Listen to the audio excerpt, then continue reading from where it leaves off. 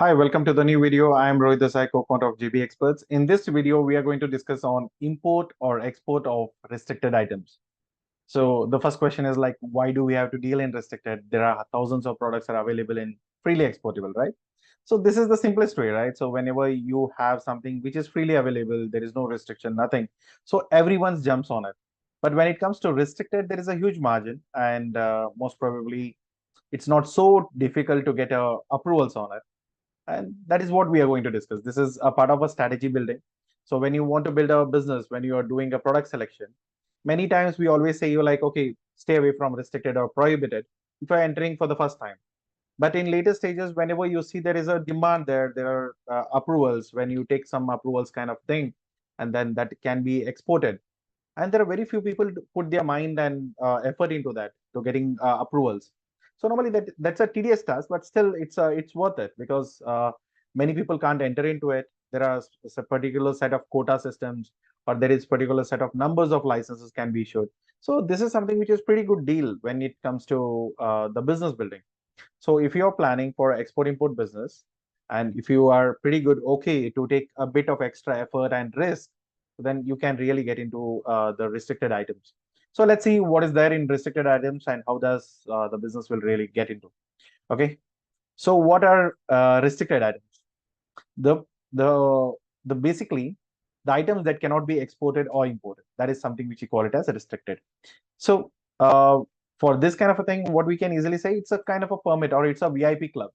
So if you want to export this thing, then you need to be in a VIP. I mean to say it's a general language, but that's something which I want to communicate. So it's something taking as an additional permit or additional license. Okay, this is the normal category, and you are a VIP, so come into this club. So that is how the thing is. So if you want to take those kind of a licenses, and if you get a permission for it, then that is something you'll be having a license to work on the restricted products. And hardly you will find competition from the domestic market. Obviously, from international market, you'll be having the competition because Chinese are everywhere. So I don't say that, okay, you'll be having a VIP treatment across the markets. It's maybe not so. But when it comes to, for example, a wheat or rice, or which are all restricted right now at the moment, but you want to deal in, it could be a government to government order or whatever it is, but if you want to be a part of it and you want to do the you want to take the order from of that product, then obviously this is something which is very important. Example, there are certain gadgets, there are certain chemicals, there are certain tools. So many products are there which are comes under restricted categories. So those are goods that if you want to trade into it, then obviously you need a special permission, which is something we call it as a simple layman language. It's a VIP club kind of a thing. So who says that's restricted?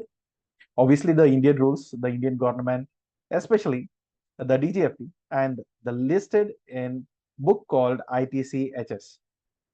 So whatever the products are listed in ITCHS restricted, I'll just show you a piece. So there are a number of products. This is just a screenshot of it. So look at this. These are all the products which are in the column which shows as restricted. So this products list, you will get it on the public forum. You can just have a look towards it, whether your products are listed or not listed, restricted or not restricted, prohibited. Prohibited is nothing that you or me or even government can do about it. It's completely banned. But restricted is something like, yeah, if you want to, for example, cows, bulls are listed here. So if you want to import or export bulls, then you can take a special approvals. But it's not going to be so simple. Then you need to give a clarification saying that why are you want to import bulls. So how do you do it? So how to get the permission, the VIP pass, which I have to say. So fill up the online form that's in DGFT. Then use ANF 2M or ANF 2N forms. There are purpose for it, but this is a screenshot. This is a snap of it. So you can look at this is ANF 2N. So these are all the details which is there, which is available on the website. So you need to go and fill it up and say that, okay, what is that? Look at this. These are all the very basic questions that you need to answer. But looking at that, the authority will decide whether to give you the permission or not.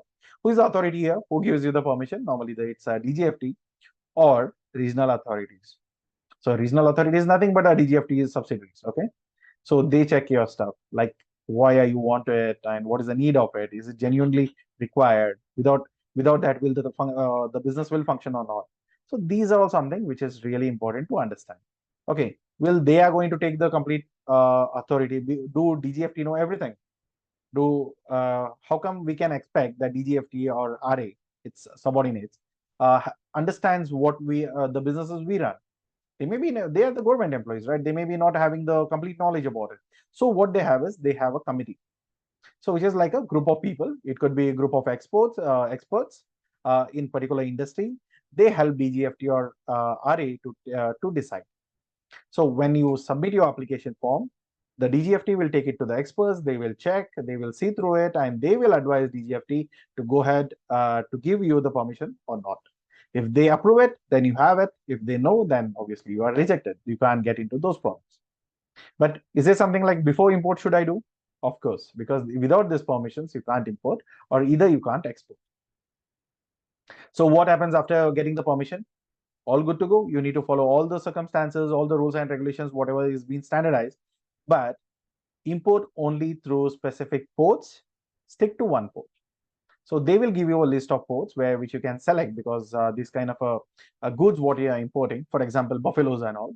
So there could be a different kind of a setup. There should be people to handle it. There should be not huge machineries and all. There are various things to be taken to the consideration. So what they say is these are the specific ports where you can import this kind of products, and then you pick and tell that this is the port I wanted. So, but later, can you change? Yes, you can change. But again, you need to go to the customs and say that, sir, I have picked this port to get my products, but end of the day, I want to revise it. I want to the special what do you call? I want to change the port. As simple as that. I didn't like this place. I want to import a different place because my logistics works. So if you give the proper clarification again, you'll get a yes. If no, then again you have to stick back to the old port what you had. If you got a yes, then you can able to change your port.